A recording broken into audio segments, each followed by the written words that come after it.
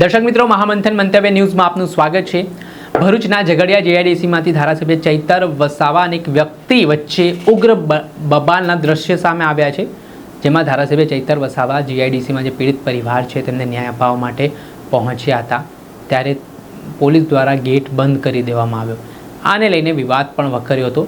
આટલામાં ધારાસભ્ય તેમના સમર્થકો દ્વારા જે ગેટ ખોલવાના પ્રયાસો કરવામાં આવ્યા, તો પણ કંપની દ્વારા ગેટ ખોલવામાં ન આવતા ચૈતર વસાવા ગેટ કૂદીને કંપનીની અંદર પહોંચ્યા, જ્યાં એક વ્યક્તિ જે પીડિત પરિવારજનો છે તેમના સગા સંબંધી હોવાનો દાવો કરતો હતો, તેની ધારાસભ્ય ચૈતર વસાવા સાથે બોલાચાલી થઈ હતી શરૂઆતમાં, ને જ્યારે કંપનીની અંદર પહોંચતા મામલો બીચક્યો અને ધારાસભ્ય ચૈતર વસાવાને એ વ્યક્તિની બોલાચાલી ઉગ્ર બનતા વાત લાફાવાળી સુધી પહોંચી મારામારીની ઘટના સામે આવી ને આને જ લઈને વિવાદ વકર્યો છે।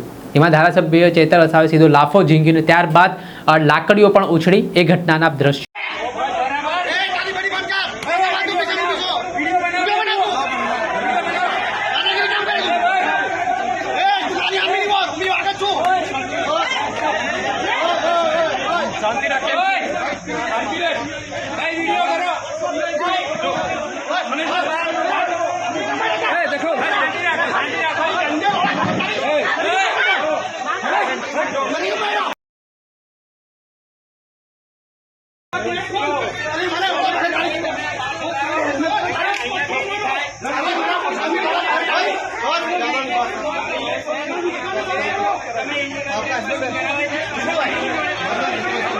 જો જે રીતે આપ દ્રશ્યમાં જોઈ શકો છો, એક તરફ ધારાસભ્ય ચૈતર વસાવા છે, બીજી તરફ એ જે પીડિત પરિવાર છે તેના સગા સંબંધી હોવાનો દાવો આ યુવાન કરી રહ્યો છે। આને જ લઈને વિવાદ વકર્યો છે।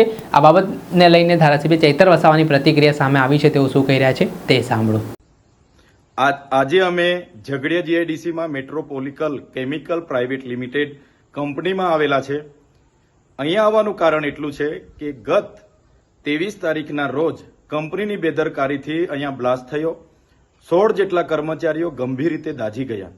ત્યારે એમાંથી એક વ્યક્તિનું મૃત્યુ 2 દિવસ પહેલા સુરત હોસ્પિટલમાં થયું અને બીજા એક વ્યક્તિનું મૃત્યુ આજે થયું અને 14 લોકોમાંથી લગભગ 5 થી 6 લોકો એટલા ગંભીર ઘાયલ છે કે જે 80% આખું શરીર એમનું દાઝીને બળી ગયું છે।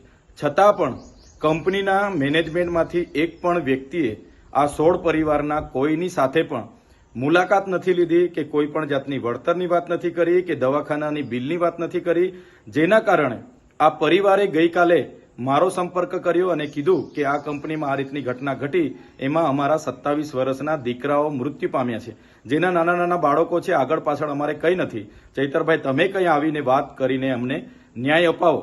આજે અમે અમારી ટીમ સાથે એ કંપનીના ગેટ પર ગયા અને 11:30 થી લઈને 1 વાગ્યા સુધી ત્યાં ઉપસ્થિત પીઆઈ વાઘેલા, પીએસઆઈ બધાને અમે કીધું કે મેનેજમેન્ટમાં જે કઈ વ્યક્તિ હોય એને ગેટ પર બોલાવો અને અમારી સાથે જે પરિવારજનો આવેલા છે એમની સાથે માનવતાની રાહે જે વળતરની વાત હોય એ વાત કરે અને એમને ન્યાય આપવાનું કામ કરો।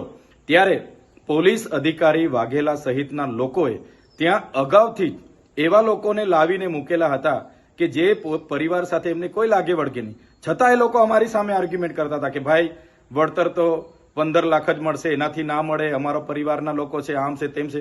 પણ અમારી સાથે જે સગા સંબંધી હતા એમણે કીધું કે અમે 15 લાખમાં સહમત નથી, અમારો એકને એક દીકરો મૃત્યુ પામ્યો છે, અમને માનવતાની નાતે થોડું વ્યવસ્થિત કરી આપો।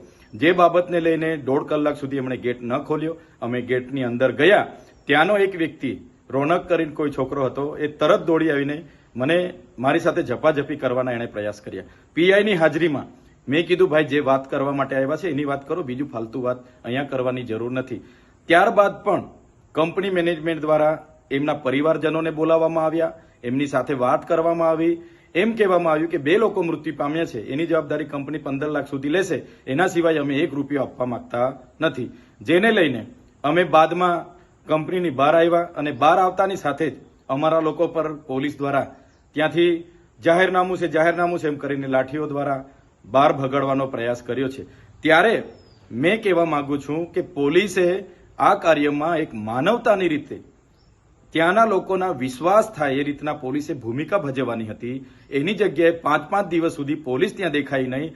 આજે અમે જવાના હતા ત્યારે પોલીસ ત્યાં આવી ગઈ અને કંપનીના માલિકના કહેવા પ્રમાણે એમણે વળતર નહીં આપવા દેવા માટે આ પરિવારોને પણ નહીં મળે તમે જ્યાં કરવાના હોય ત્યાં કરી લેજો, તમારાથી થાય તે કરી લેજો, એવું પોલીસના પીઆઈ બોલતા હતા. એટલે પોલીસની જે કામગીરી છે મને લાગે છે કે માલિકને ના તલવા ચાટતા હોય એવું મને લાગે છે. ત્યારે મેં એ વિસ્તારની તમામ જીઆઈડીસીઓમાં કામ કરતા કામદારોને, આ વિસ્તારના તમામ લોકોને મારે નમ્ર અપીલ છે. એક 16 પરિવાર સાથે જે ઘટના ઘટી છે બહુ ગંભીર ઘટના છે. કંપનીના માલિકોને આનાથી પેટનું પાણી પણ નથી હલતું. તો આવનારા દિવસોમાં આ ઘટના બાદ તો અનેક ઘટનાઓ બનશે, ત્યારે બધાનો જ વારો આવવાનો છે. ત્યારે સૌ લોકોને મારે વિનંતી છે, આવનારા દિવસોમાં અમે જાણ કરીશું, પરિવાર અને પ્રશાસનની મધ્યસ્થી રાખીને અમે જાણ કરીશું. ત્યારે સૌ ત્યાં ઉપસ્થિત થજો. આ પરિવારને ન્યાય અપાવવાનું કામ આપણું બધાનું છે અને આપણે બધા સાથે રહીને કરીશું. આમાં જે પોલીસે ભૂમિકા ભજવી છે એ ખૂબ જ નિંદનીય અને દુઃખદાયક છે. પોલીસે એમના માણસોને બોલાવી ખોટા વિડીયો પણ બનાવ્યા છે અને અહીંયા પૈસા માંગવા આવેલા છે એવા વિડીયો પણ બનાવેલા છે. પણ પરિવાર આજે દુઃખી છે અને પરિવારની આ દુઃખની ઘડીમાં સહકાર આપવો એ આપણી બધાની ફરજ બને છે. ત્યારે આવનારા દિવસોમાં તમામ લોકોને મારે અપીલ છે, જ્યારે પણ તમને જાણ કરવામાં આવશે, એક દિવસનો સમય ફાળવીને બધાએ ત્યાં પહોંચવું પડશે અને આ 16 પરિવારને ન્યાય અપાવવા માટે આપણે બધાએ ત્યાં ઉતરવું પડશે, એવી મારી આપ સૌને વિનંતી છે. જોહાર, જય આદિવાસી. હવે સાંભળે ધારાસભ્ય ચૈતર વસાવાને તેમના મામલે નિવેદન આપ્યું છે અને જે જીઆઈડીસીમાં આખો ઘટનાક્રમ બન્યો હતો, લાફાવાળી થઈ હતી, તે મામલે હવે તેમણે ખુલાસો કરતા રાજકારણ ગરમાયું છે. દર્શક મિત્રો, આવા જ વિડીયો જોવા માટે મહામંથન મંતવ્ય ન્યૂઝ જોતા રહો.